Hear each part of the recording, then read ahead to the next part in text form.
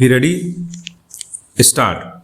It is not disputed that the accused appellant Ram Dulare is a handicapped person who has filed his disability certificate issued by Medical Board of Chief Medical Officer MAU, certifying 60% disability in his right leg, and it has been admitted by PW2 and PW3 that accused appellant is a handicapped person disabled with one leg and cannot walk properly because of problem with one leg. Stop.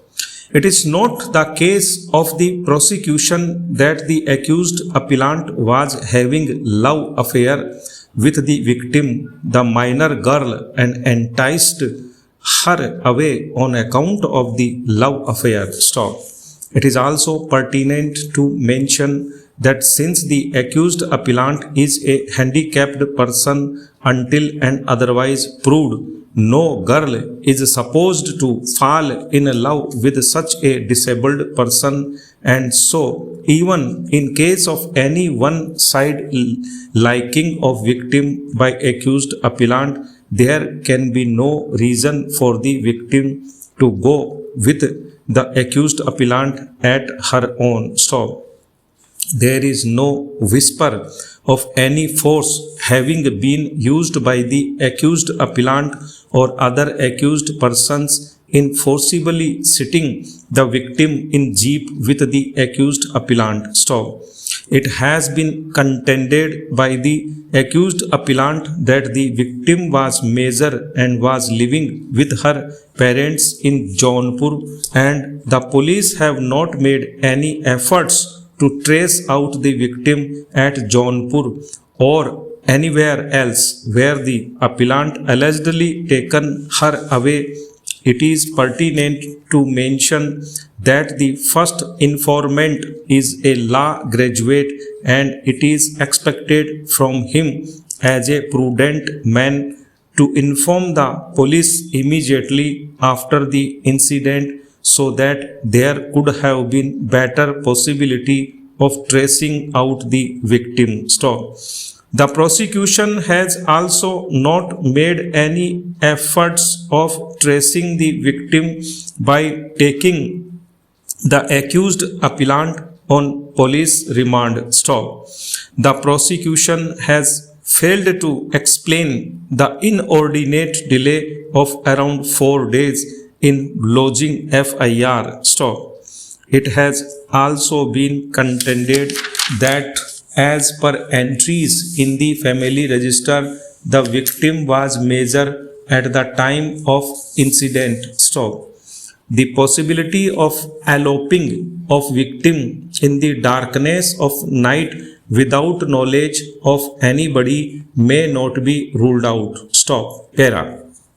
Admittedly, the first informant PW3 is a highly educated person and postgraduate, as has been admitted by him in his cross-examination at page 8 of his cross-examination that he is MA LLB. Stop. He has stated that he lives at home and does agricultural work, and since the matter was related to his prestige, he was very much nervous, and so instead of writing the written report himself, got it written by Harish Yadav on his dictation, and in dictating there was no problem. Stop. It is pertinent to mention that the father of the victim had come the very next day, but no reason has been assigned as to why the FIR was not lodged by father himself. Stop. PW1 and PW2 are only chance witnesses and have also stated to have inquired into with co-accused as to where the victim and accused appellant have gone. But even when no reply was given by them, they did not inform the first informant or father of the victim. Stop. para.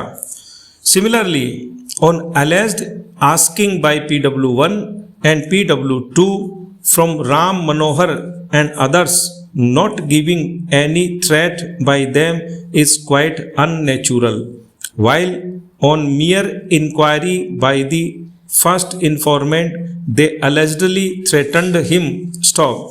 The first informant has not assigned any reason when neither he was eyewitness of the occurrence nor got any information from alleged eyewitnesses.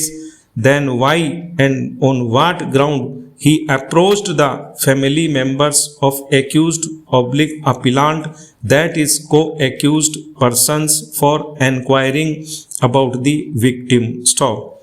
It is settled principle of law that the evidence of interested or related witnesses should be considered with caution, and until and unless it is found to be trustworthy, the conviction of accused on the basis of evidence of related or interested witness is not justified. Stop.